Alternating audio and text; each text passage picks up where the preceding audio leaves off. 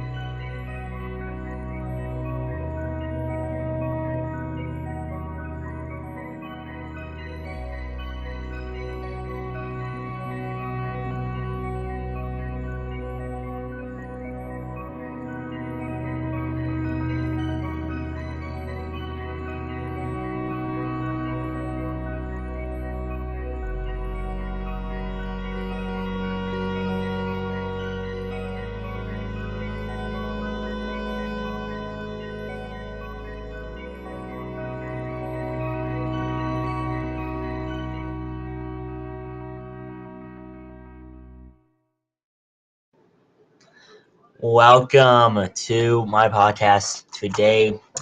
Live stream time. Here we go. Yes, here we go. This will be a short stream. Should only last about 20-25 minutes today. So a much shorter stream than usual. Yes, here we are. So today we are looking at the USFL, SFL, and also some MLS previews for this weekend. As St. Louis City SC comes to St. Louis again to play their 8th game of the season. No, I cannot make this long tonight. I got to get up early for the ACT tomorrow. Yes. So, anyway, it'll be a shorter video. I was planning on playing MLB The Show with Hunter tonight on Twitch, but that won't work. I probably will try to do it tomorrow night. And here we go. Let's go ahead and get into the USFL Week 1 preview. First game, we have the Philadelphia Stars taking on the Memphis Showboats. Now, before I get into that game, let's make sure my YouTube video posted for Talking Cardinals. And yes, does look like that. Does look like it did go through. So, all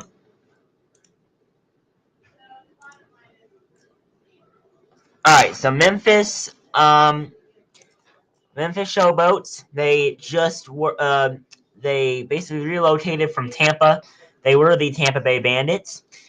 With Jordan Ta'amu, who is now in the XFL for the DC Defenders. He is a huge player for them. All right, so they are being replaced by Brady White. I am going to be talking about. I will take a look at golf later in the stream. I don't. Okay. The Showboats, they went 4-6 last year with Jordan Ta'amu, but this year they have Brady White, who started out his college career at Arizona State. He missed most of his first and all of his second season, and then he transferred to the University of Memphis as Brady White, a really good player. Brady White. And Brady White, he announced that he was going to be a graduate transfer to the University of Memphis. His pre-draft measurable was 4.84 40-yard dash, so looking okay. He was drafted by the Bandits last year in the 2022 USFL draft. Every other Tampa Bay Bandit player was transferred to the Showboats. So there you have it. Now, next up you have Case Cookus, the quarterback for the Philadelphia Stars, who, fun fact, have made the championship game the championship game in every USFL season, going back to the 1980s when they played the USFL. When Donald Trump was an owner of the New Jersey Generals. There you have it. All right, Case Cookus last year with 1,334 passing yards, which was fourth in the league, 12 passing touchdowns, which was second in the league, 217 rushing yards with one rushing touchdown, so a total of 13 touchdowns as well. So a pretty good job on the ground and in the air for Case Cookus. He did break his leg in the championship game, in their loss in the championship game to the Birmingham Stallions. All right, so Case Cookus, Case Cookus, really good player for the Philadelphia Stars, and the next game we're looking at is the New Jersey Generals and the Birmingham Stallions. That will be taking place tomorrow night at 7:30 p.m. Eastern Time on Fox in Birmingham. The Generals were tied for the best regular season record at 9-1, but were upset in the playoffs. They'd have the Coach of the Year, Offensive Player of the Year, and MVP. The Offensive Player of the Year, running back Darius Victor, is back, while the MVP, Cavante Turpin, is not. He started out last year with the Cowboys. Running back Trey Williams is running into the fold too, and he helped the Generals average a 160.6 yards on the ground. DeAndre Johnson at quarterback. You can expect plenty of rushing attempts from New Jersey, as they had Luis Perez last year. Luis Perez is now in the USFL. I did not have porn on the computer. I would rather MAGA win more than Biden, just so you know. This is so mid. None of us care about the USFL. Well, then why are you watching my stream if you don't care about the USFL? I mean, I will go to the playoffs, and I will go to golf here in a minute, guys. There are 4 games of this USFL.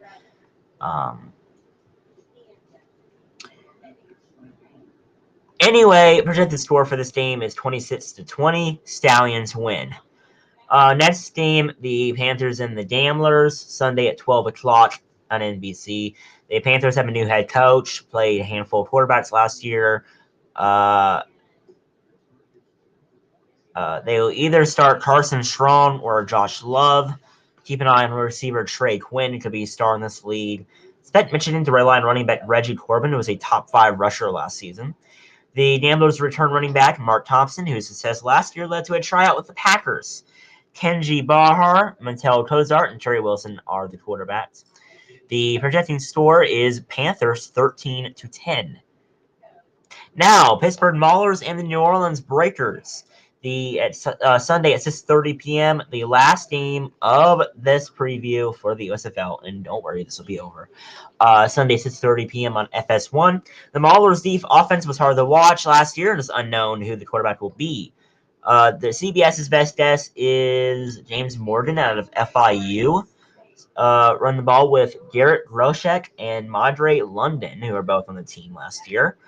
On the headline for Pittsburgh is the return of linebacker Reuben Foster, the former first-round pick of the 49ers, is back playing football after suffering a terrible knee injury with the then Washington football team.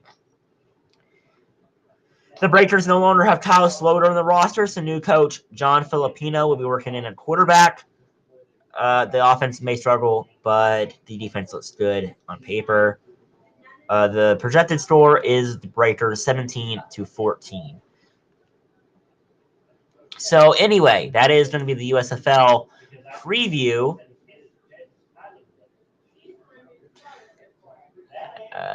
Go Jets. No. No. No, okay. So don't worry, USFL is over. USFL highlights is over now. What? Anyway, that SFL, the USFL is done. Now looking at the SFL Week 9 previews as USFL Week 1 and SFL Week 9 match up. Taking a look at the ESPN preview game schedule, teams, players, etc. With only 2 weeks left in the season, 4 teams are fighting for the 2 remaining playoff spots, with the number 2 spot in the North Division and a potential playoff spot on the line. The Sea Dragons and Battlehawks highlight the Week 9 state.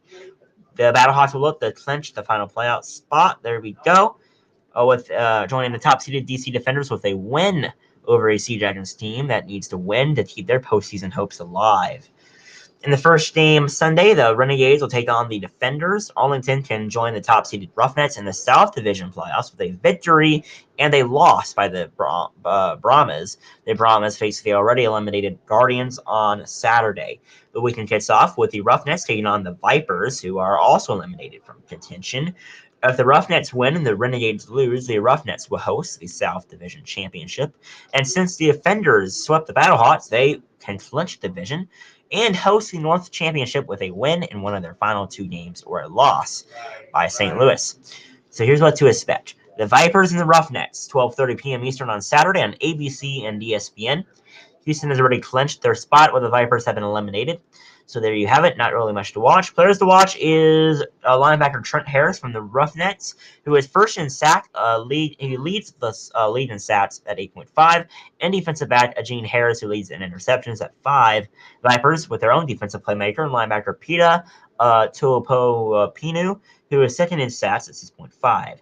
Quarterback Jalen McClendon has stepped up for the Vipers offensively with 3 touchdown passes and 87 rushing yards in the last 2 games, who has replaced Luis Perez after they traded him to the Arlington Renegades. Next up, we have the Guardians and the Brahmas. Both have vanished. Dormany's inconsistencies have loomed large for the Guardians. He followed up a league best 6 total touchdowns in Week 7. To play well, we will need to lean on his primary target, tied in Cody Latimer, who is first in the league in yards at 558. The Brahmas will rely heavily on their defense, so his defensive lineman Delonte Stott, who is tied for second in stats, and linebacker Jordan Williams, who has the second most tackles for a loss at 11. Now, third and out of the 4 games, we have the Renegades at the Defenders. Players to watch: Jordan Tiamu in the top 4 in passing touchdowns at 10 and passing yards, 1,435, while being in the top 8 in rushing yards at 239. His backfield partner, Abram Smith, leads the league in rushing yards at 720. The Defenders' defensive leader is cornerback Michael Joseph, who is second in interceptions. The Renegades offense will look to running back Devon Smith, who is tied for third in rushing at 322, and their defense will lean on linebacker Darnold Payne, who leads. He was second in the league tackles at 61. Final, we have the Sea Dragons and the Battlehawks. The Nucci is first in passing yards at 2,072 and second in touchdown passes at 15. He works together with receiver Jacor Pearson, who's second in XFL in receiving yards at 513. McCarron is second in yards at 1,544 and first in touchdown passes at 17. His main target is receiver Hakeem Butler, who's tied for first in touchdown catches at 6. So yeah, that'll be the SFL preview. There you have it.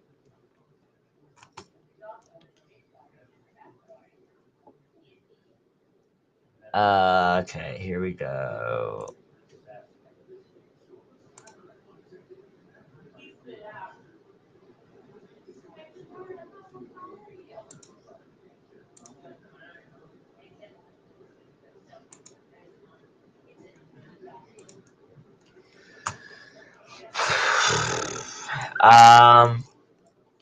So that is the SFL highlights. Now, I did promise you guys that we would have some other stuff.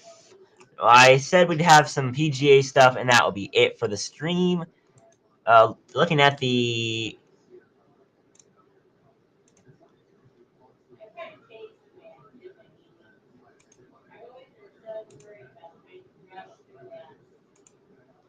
okay, I think if I press it again, you guys are unblocked. No, do not go Royals.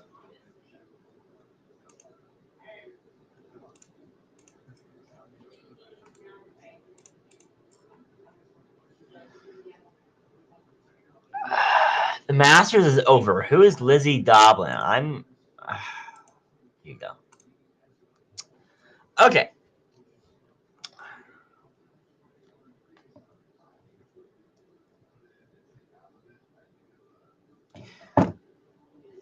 All right. So now we're taking a look at the PGA final. For after 2 rounds, we have the cut line and all of that. Looking at this leaderboard for the RBC Heritage.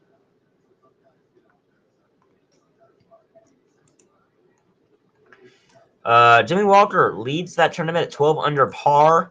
Xander Schauffele, 9 under par. He continues his made cut streak.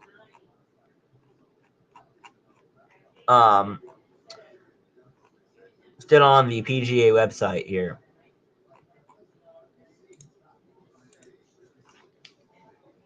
To look at the actual cut line.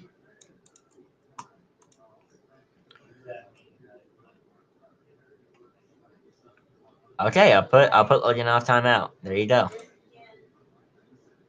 Pretty sure if I press it again, you'll be unblocked. If you can type it in now. All right. All right. So here we go. Looking at the leaderboard here, and that'll be the final. A little bit of the stream. I do have the AC2 tomorrow, of course. Logan is off timeout. I'm pretty sure. Just needs to dip back in probably. Take coach off timeout. Oh, I did. That's not coach. Yo, that's not coach. Anyway, where the heck is my leaderboard, guys? Here we go. The leaderboard is Jimmy Walker at 12 under par. Scotty Scheffler, Flo second place. Tied for second place with Justin Rose and Xander Schauffele. 9 under par for them. Tied for fifth, Mark Hubbard with Tommy Fleetwood, Patrick Cantlay, and Aaron Rai, as well as Victor Hovland. They are at 8 under par. Then you have Aaron Rai. Aaron Rai is 8 under.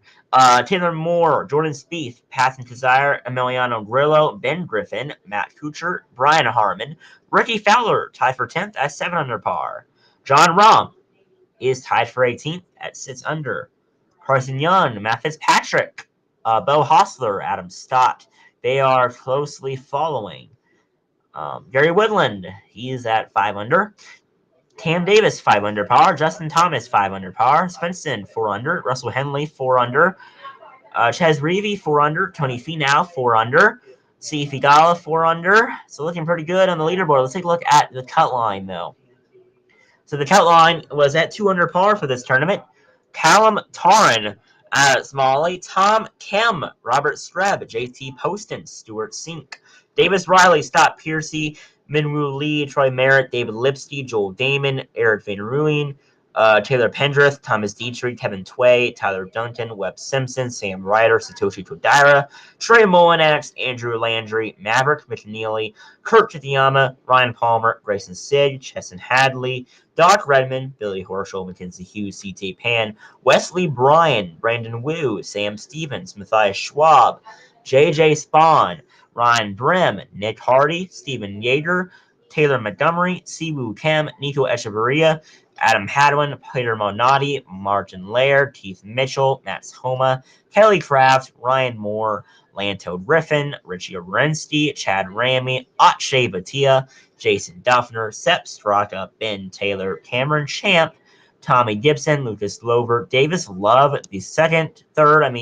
Luke List, Brian Gay, Tom Hoagie, Seamus Power, Matt Wallace, Russell Knotts, and Jim Furyk. Kevin Kisner, Dylan Fratelli, and Ryan Fox all withdrew from the RBC Heritage. So there you have it. I thought I did. I don't know how to take it off. I thought I pressed take. Yo.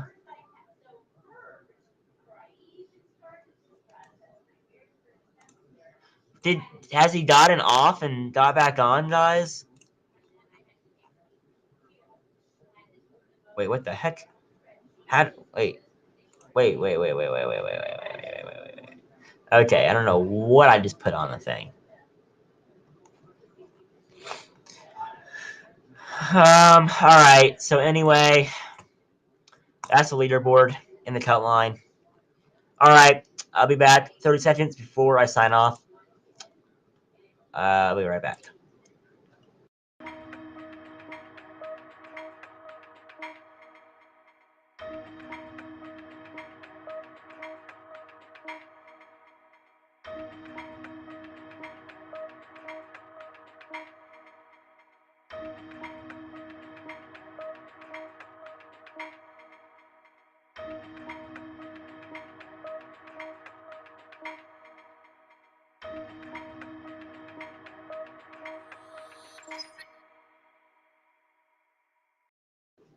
All right, guys. I am getting off. I'll probably do a stream tomorrow night, and I will try to not block anyone tomorrow night. Okay, there you go. Just do not say that kind of stuff in the chat. All right. See you guys.